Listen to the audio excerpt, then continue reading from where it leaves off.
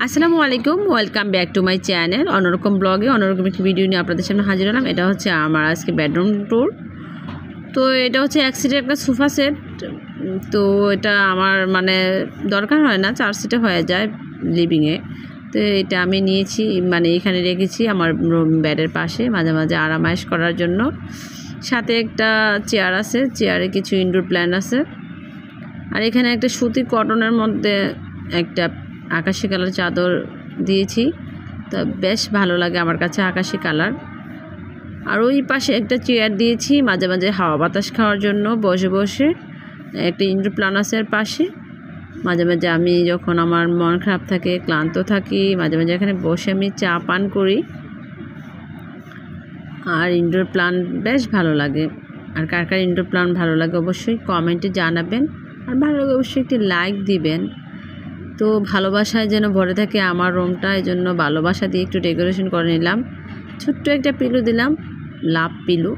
আর কিছু ওয়ালমেট আছে আমার ইয়েতে, দেওয়ালে। এগুলো আমি নিজের হাতেই অনেকগুলো তৈরি করেছি। এটা হচ্ছে আমার ড্রেসিং টেবিল।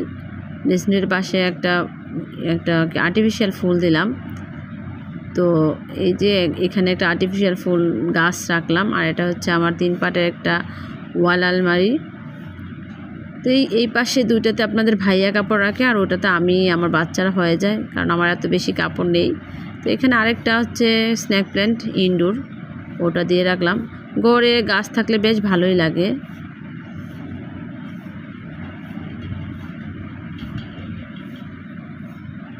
তো কার কার আমার বেডরুমটা ভালো লেগেছে অবশ্যই একটি আমাকে কমেন্ট করে জানাবেন। আর যদি ভালো লেগে থাকে আবারও বলে একটি লাইক দিবেন, চ্যানেলটিকে সাবস্ক্রাইব করবেন, বন্ধুই আমার পাশে থাকবেন। আপনাদের একটি সাবস্ক্রাইব আমার চ্যানেলটিকে অনেক দূরে এগিয়ে নিয়ে যেতে পারে।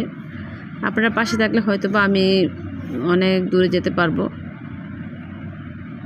আমার ছোট বেবিটা এই দিয়ে দুষ্টামি করতেছে, ওর জন্য আমার বাচ্চাদের জন্য দোয়া রাখবেন। সবাই ভালো থাকেন, সুস্থ থাকেন। তো আজকের ব্লগটি এই পর্যন্তই। আল্লাহ হাফিজ, আসসালামু আলাইকুম।